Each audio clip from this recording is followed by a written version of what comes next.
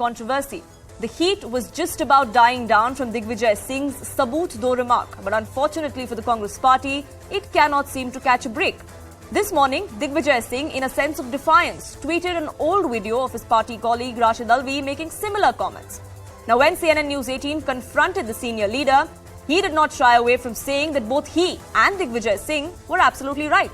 All we're asking for proof from the government and we're well within our rights, said Rashid Alvi. He added that if the government is confident about the outcome of their surgical strike, then why not release the video proof?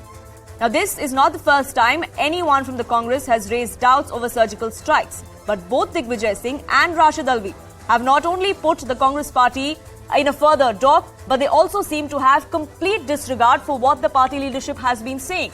Let me tell you why and let me break it down for you. After Digvijay Singh's remark a few days ago, many within the Congress's leadership have distanced themselves, rebuffed the claims and outrightly put Digvijay Singh in his place. But unfortunately, that seems to not be making a difference to either Digvijay Singh or to Rashid Alvi today.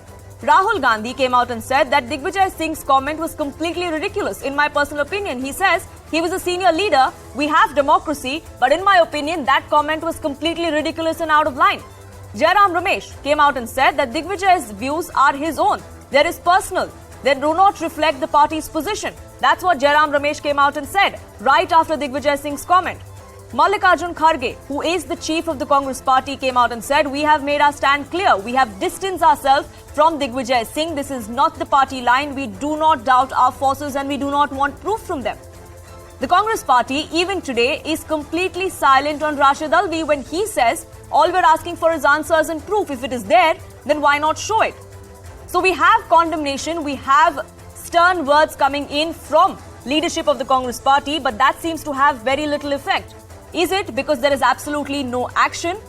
Is this Saboot gang striking again because inaction emboldens these alleged motormouths of the Congress party? That's the question we ask on this edition.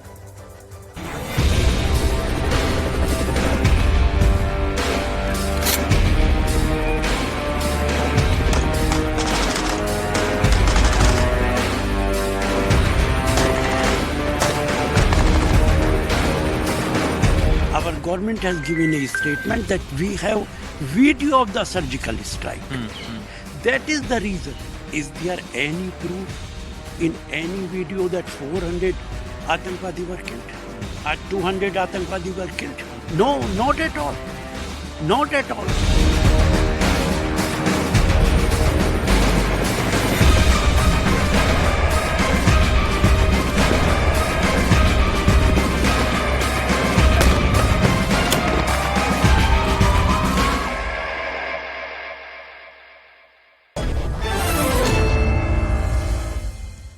Anila Singh of the BJP will be joining us shortly. Political analyst Kapil Madan with us on this broadcast. And Kapil Madan, I'd like to begin by asking you, why is it that leaders like Digvijay Singh and Rashid Alvi go on to repeat the kind of comments they make, especially in this particular context, when we've had several people from the Congress party, including the Congress's chief, come out and say that this is not the party line, we don't agree?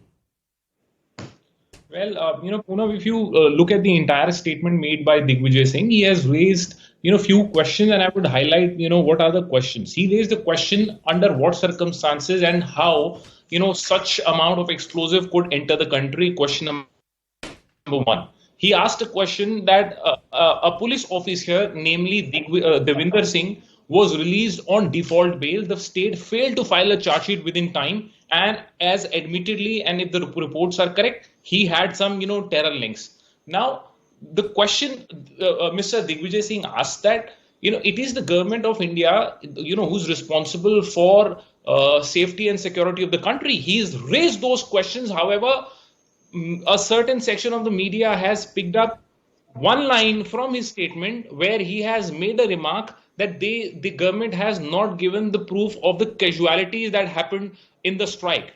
So why should the media be accused of taking only one bit when the Congress itself has come on and said we don't agree with what he's saying?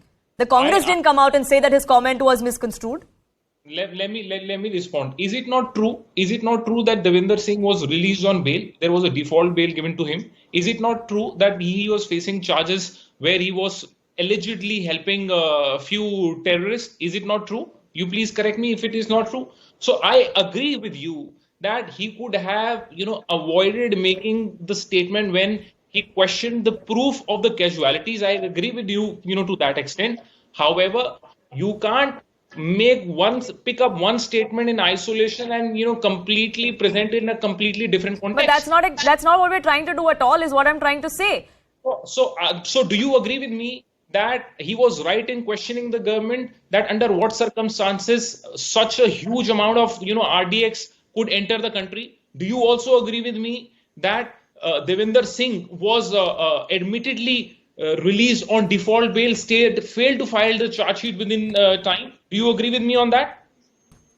It's not about me agreeing, sir. He has all the rights to ask the questions he's asking. He's a citizen of this country. We have free speech in a democratic country. He can ask anything that he wants. My simple question to you was that many in the Congress party came out and said, we don't agree. This is not the party line. And yet we have Digvijay Singh today come out and tweet an old video of a colleague of his where he was saying similar things.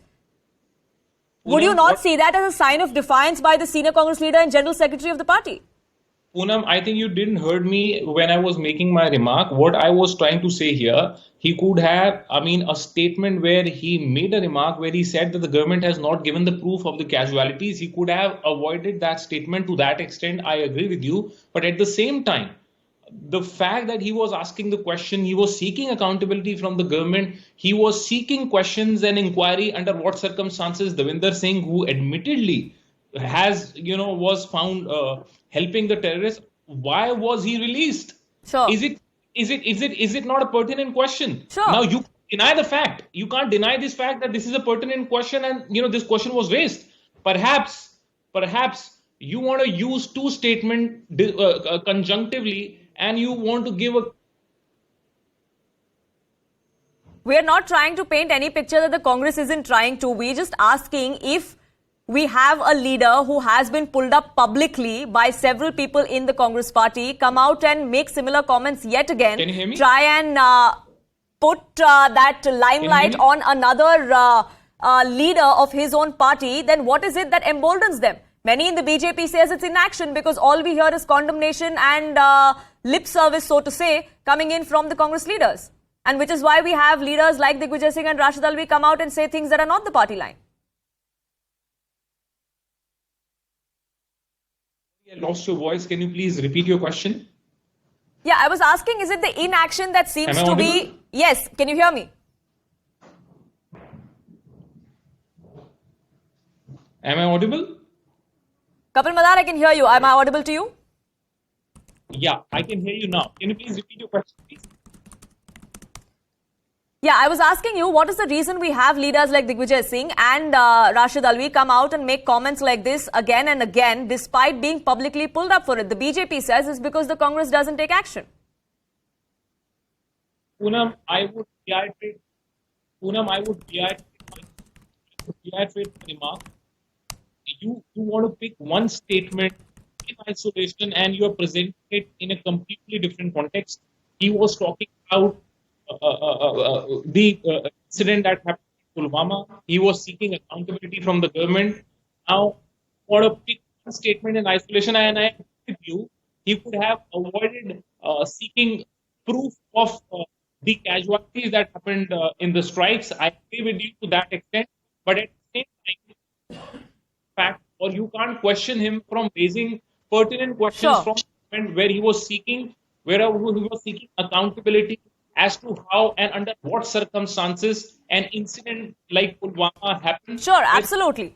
He lost 40 brave soldiers. As a leader of the principal opposition party in this country, he is well within his rights to ask any questions as a constructive opposition, as the opposition should be in this country. The fact was whether or not this has pushed the Congress party further to the wall, and that the BJP believes it has. But I thank you, Kapil Madan, for joining us here on this broadcast with your perspective. That controversy continues to brew. But for now, we're slipping into a quick break.